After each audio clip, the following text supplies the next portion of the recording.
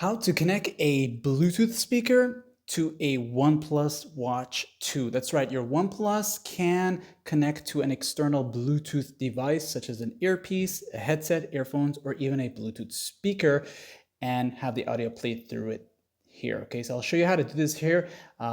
Make sure you have some charge in that OnePlus Watch here itself, and go ahead and connect your speaker. You may want to enable the pairing mode for your speaker, so your speaker is going to be different. So I'll go ahead and turn mine on.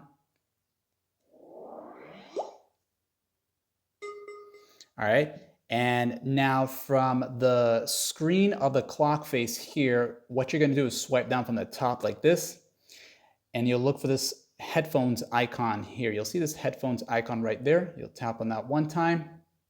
It'll take you to the Bluetooth headphones. And when you're there now, you'll go to the plus here. As you tap on that, you'll be taken to this section here where you can turn on the Bluetooth settings. And as you do that, it's going to turn it on for you. Then you will go ahead and select pair new device.